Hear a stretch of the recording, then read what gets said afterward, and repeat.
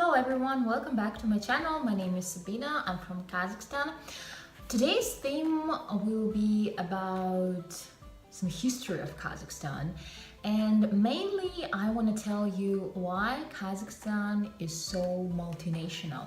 So I picked up three main historical facts of Kazakhstan that made it look the way it looks now and that made it so international. If you want to know more, please keep on watching. So the reason number one is the Silk Road. I'm sure you all guys know what it is and what kind of historical impact it had on all of the countries that it took place at. During that time, there were many people that came to Kazakhstan, and there also were many people that stayed in Kazakhstan for different reasons. Some of them were fighting, some of them were learning something or maybe teaching something. The reasons were different. The second reason is deportation. And I will start from the beginning of why the deportation took place in Kazakhstan and why it actually happened. Everything started in 1925 when a person named Goloshokin came to be the first secretary of Central Committee of Communistic Party of Kazakhstan. So his task was to settle down all of the people that lived in Kazakhstan, mainly nomads, make them live in one place so that they wouldn't, have their own lifestyle which they were used to.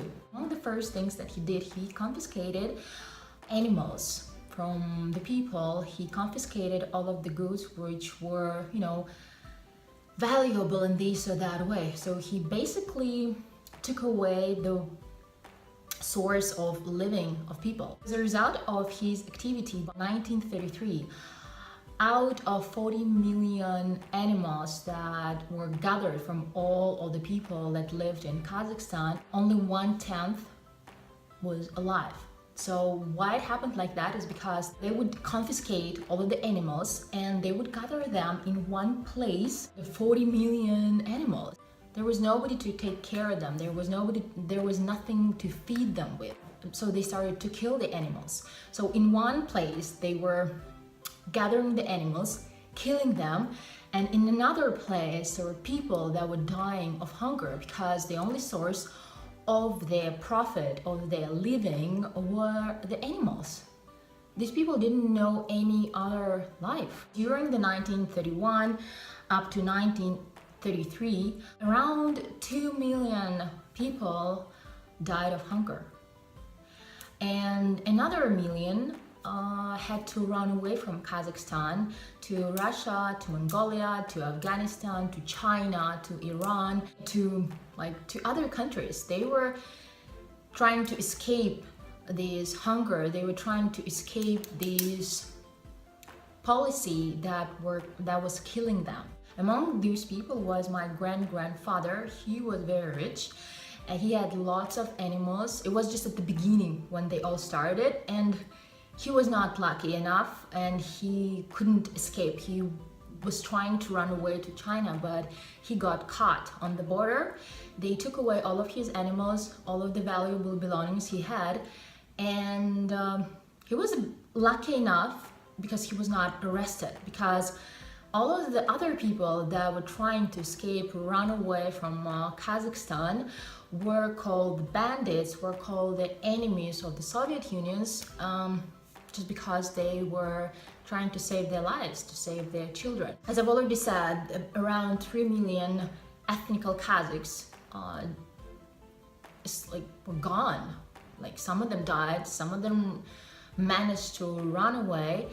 At the same time, the Stalin's repressions were going on in the Soviet government, in the USSR, and they were thinking how to manage a lack of people on the territory of Kazakhstan. So they made it the part of Gulag. And all of the people that were not suitable for the Soviet government, all of the people that Stalin and all of his surrounding thought were the enemies of the USSR, were the enemies, were the people that didn't want to obey So they started to deport people from around the Soviet Republic. For example, from Chechen Republic, from Ingushetia, from Tatarstan, from Russia, from Ukraine. They started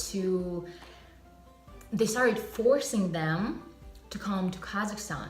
And it's literally forcing, because they would come to their house and say, okay, you have 24 hours, gather all of the things you need and get into the track.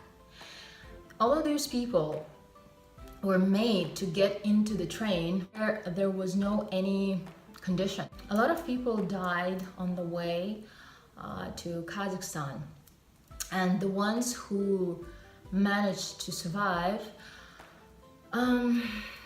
were facing a lot of problems here. Thanks to this quality of Kazakh people sharing, a lot of people managed to survive, and a lot of people stayed afterwards in Kazakhstan. Here are some numbers of people that were forced to move to Kazakhstan.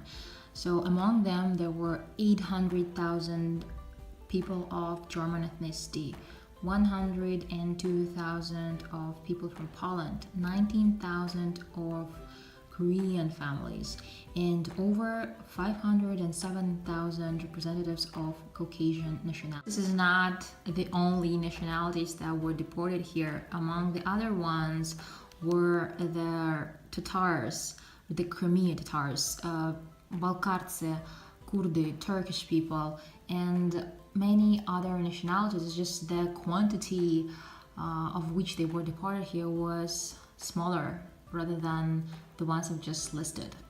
The deportation continued until the end of the 40s, and all of the people who were forced to come here, they were made to work on different industrial organizations. Some of them were working on the fields, specially organized state farms.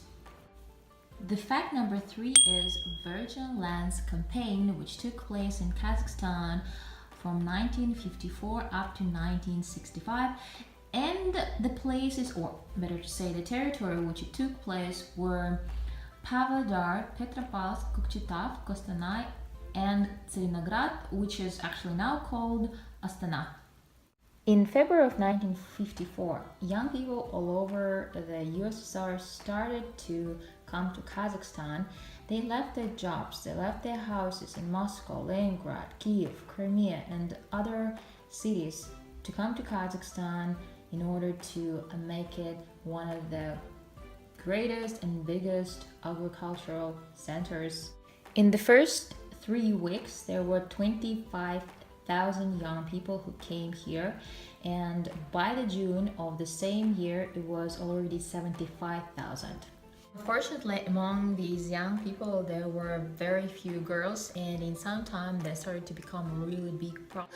What the Soviet government started to do, they started to write in different newspapers like Pravda, asking the girls to come to these lands because they needed nurses, because they needed teachers, because they needed all kinds of jobs that were done the best by the women. Thanks to this work, thanks to this advertisement, more and more girls started to come, and as a result of these, lots of young people created their own families. Some of them went back to their houses, but most of the people stayed here in Kazakhstan.